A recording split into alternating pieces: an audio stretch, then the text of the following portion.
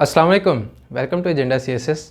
आज हम बात करेंगे चाइना के बारे में और बेसिकली हम यूएस चाइना ट्रेड वॉर या इकोनॉमिक वॉर के बारे में बात करेंगे और देखेंगे कि चाइना किस तरह से ऑफेंसिव की तरफ जा रहा है या फिर China is trying to wage the economic war in retaliation to the measures taken by the United States of America.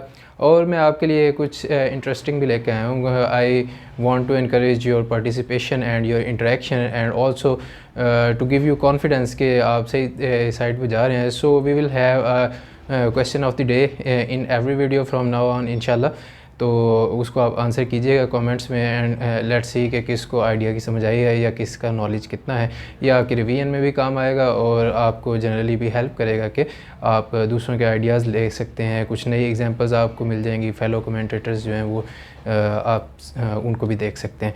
सो आज का क्वेश्चन ऑफ द डे जो मैं अभी बता देता हूँ वो ये है कि जी डीकपलिंग की कुछ और एग्जांपल्स आप बता सकते हैं कि जहाँ पे डीकपलिंग फेल हो गई है। हम देखेंगे कि जर्मनी और जापान जो है दे फेल्ड, या उनकी एग्जांपल जो है वो डीकपलिंग थ्योरी के साथ अलाइन नहीं करती। So do you know of any other example के जो 2008 के फाइनेंशियल क्राइसिस में डीकपलिंग की वजह से ज़्यादा वर्स परफॉर्म किया उन्होंने। खैर let's start the video today. तो जैसा कि हमने कहा जी कि आज हम यूएस चाइना इकोनॉमिक वॉर के बारे में बात करने जा रहे हैं। So China is preparing for economic war, और चाइना कहता है कि जनाब जो इंडो पैसिफिक इकोनॉमिक फ्रेमवर्क है बाइडन का, it is actually an economic offshoot या economic branch of the quadrilateral security dialogue, जिसको आप क्वाड कहते हैं या फिर ऑकस कह लें आप। तो जो चाइना सेंटर्ड कंटेनमेंट की पॉलिसीज़ हैं अमेरिका की, वो कुछ मिलिट्री साइड पे हैं जिनमें क्वाड और ऑकस वगैरह आते हैं। इसी तरह जो इंडो पैसिफिक इकोनॉमिक फ्रेमवर्क है, it is actually the economic warfare और economic you can say mirror of Quad. इसके हवाले से China is preparing for forced decoupling due to the profound changes in US China relations. तो decoupling क्या है? Decoupling theory is a concept in international relations. इसके बारे में मैं थोड़ा सा आपको बता देता हूँ। बेसिक इन्फॉर्मेशन आपको चाहिए ताकि आप इसको यूज़ कर सकें इंटेलिजेंटली। तो डीकपलिंग थ्योरी कहती है कि जनाब कुछ इकोनॉमीज़ जो हैं डेवलपिंग वर्ल्ड की जो इकोनॉमीज़ हैं, जब वो डेवलप होती हैं या they expand their economic base to be very precise, जब वो इतनी अपनी इकोनॉमिक बेस एक्सपेंड कर लेती हैं और वो इंट्रेंच हो जाती है, जब उनकी डेप्थ ऑफ इकोनॉमिक बेस भी इस्टेब्लिश हो जाती है, then they no longer need United States of America for growth. ठीक है जी। तो फिर वो अमेरिका सेंटर्ड नहीं रहेंगे। They can sustain their growth, they can explore new avenues for their growth, they can sustain themselves domestically as well. तो ये decoupling theory कहती है कि वो जब इतने एक्सपेंड हो जाती है उनकी इकोनॉमिक बेस, तो वो डीकपल कर लेते हैं, यानी लिंक तोड़ देते हैं या फिर लिंक खोल देते हैं, ताकि we are not strictly attached to the United States of America for growth और investment etcetera, we can sustain ourselves. और अगर हमें ज़रूरत पड़ी तो हम अलायंस बना लेंगे या कोई पैक्ट या ट्रीटी कर लेंगे यूनाइटेड स्टेट्स ऑफ अमेरिका के साथ, बट वी आर इंडिपेंडेंट और वी कैन सस्टेन आवरसेल्व्स। तो ये है decoupling theory for the very basic, मैंने आपको लेमैन टर्म्स में समझा भी दिया।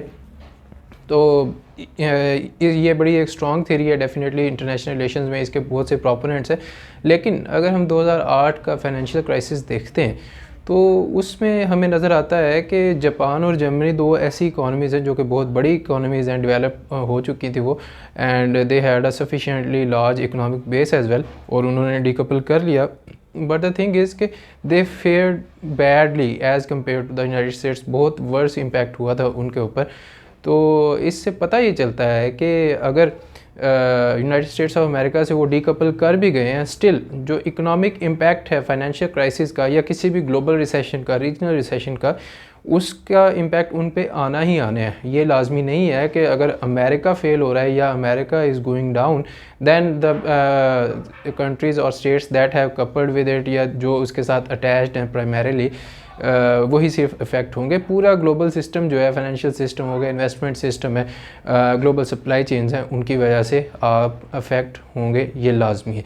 So this is an antithesis of the decoupling theory. ये एक प्रूवन चीज़ है, या यूँ कह लें कि decoupling theory is not absolute, इसके अगेंस्ट भी हमें एग्जांपल्स मिलती हैं। तो जो वैसे डीकपल कर लेते हैं या जो डीकपल करना चाहते हैं कि we no longer want to rely on America for growth और for predictions of our future, वो अपनी जो डोमेस्टिक एक्टिविटी है उसको बहुत रोबस्ट करते हैं, उसको प्रमोट करते हैं, उसमें डाइवर्सिफिकेशन करते हैं ताकि वो खुद को सस्टेन कर सकें।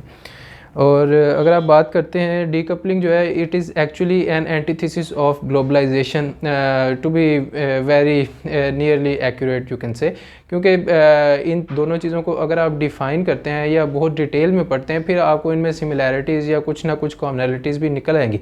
बट द थिंग इज़ कि डीकपलिंग इसेंशली मीन्स कि आप उनसे ताल्लुक़ तोड़ रहे हैं, you are going inward instead of outbound, you are trying to spur domestic activity instead of international travels, ठीक है।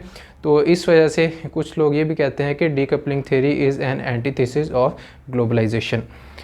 और चाइनीज़ पॉलिसी मेकर्स के बारे में हम बात करते हैं, क्योंकि हमने कहा है जी कि चाइना जो है इकोनॉमिक वॉर के लिए प्रिपेयर कर रहा है, specifically under the Xi Jinping leadership. तो बाइडन की जो इकोनॉमिक पॉलिसीज़ हैं उनसे वो बहुत ज़्यादा फ्रस्ट्रेट हो चुके हैं। तो अब चाइनीज़ पॉलिसी मेकर्स जो हैं वो भी कह रहे हैं कि जनाब हम फोर्स्ड डीकपलिंग की तरफ जा रहे हैं, we were not happy to decouple, या हम खुद नहीं चाह रहे थे कि जी हमारा यूएस के साथ जो लिंक है या जो इतना ट्रेड का हमारा रिलेशन है उसको हम ब्रेक करें। But this is a forced decoupling due to the policies of the United States of America and the West that are aimed at curtailing China or containment of China in the military and economic realm. तो China जनाब prepare for the worst and strive for the best, और इससे ये होगा कि जनाब China की जो मिलिट्री प्रोग्रेस है या पावर है वो फर्दर एक्सपेंड होगी, वो उसको ज़्यादा ये स्ट्रेंथन करेंगे। द रीज़न इज़ के अल्टीमेटली इकोनॉमिक में भी कंपटीशन हो जाएगा, पॉलिटिकल में भी हो जाएगा, but at the end of the day there is a nation state system. और अगर आप रियलिस्ट पर्सपेक्टिव से देखते हैं, so you have to cater for your own security, no one can guarantee your security because international law is a weak law. So nation state system में आपको अपनी sufficient security या क्रेडिबल सिक्योरिटी मेजर्स लेने पड़ते हैं। तो दो economic strategies हैं जो कि चाइना परस्यू करेगा। Number one is pre existing self reliance strategy and sanction proofing the Chinese economy. इसको आप एक डिफेंसिव मेजर कह सकते हैं, क्योंकि आप दूसरों से जो शॉक्स आपकी इकॉनमी को आने वाले हैं उससे ख़ुद को प्रूफ कर रहे हैं कि जनाब इसकी वजह से हमारे ऊपर कोई इम्पैक्ट ना आए, ये आप डिफेंसिव स्ट्रेटजी कह रहे हैं। और ये सेल्फ रिलायंस के ऊपर है, जिस तरह के सोवियत यूनियन ने भी लॉन्च की थी, ऑटार्की की थी आई थिंक, तो वो भी बेसिकली इसी तरह की थी कि जनाब सेल्फ सफिशिएंसी की तरफ वो जा रहे थे। Similarly China is trying to go for self sufficiency, ताकि हमें किसी और से हेल्प की ज़रूरत ना पड़े अगर बाकी हमारे ख़िलाफ़ हो जाते हैं, या जो एनिमीज़ हैं स्पेसिफिकली वो हमारे ख़िलाफ़ अगर काम करना शुरू कर देते हैं, then we will have problems because we are linked to them for our needs.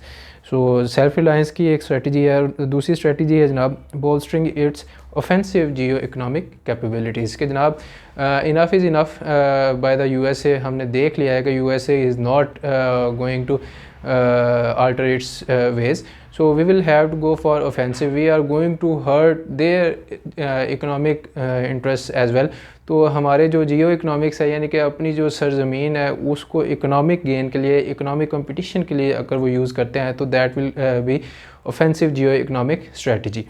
तो ये भी वो करने जा रहे हैं, क्योंकि बाइडन साहब ने जो है इतनी सारी ट्रेड वॉर पहले अपना डोनाल्ड ट्रंप के अंडर हो रही थी, और अभी भी जो फ्रेमवर्क लॉन्च किया है जो बाइडन ने, उसकी वजह से भी चाइनीज़ फ्रस्ट्रेट हो चुके हैं, और that is why they are going to go for offensive geo economic strategy.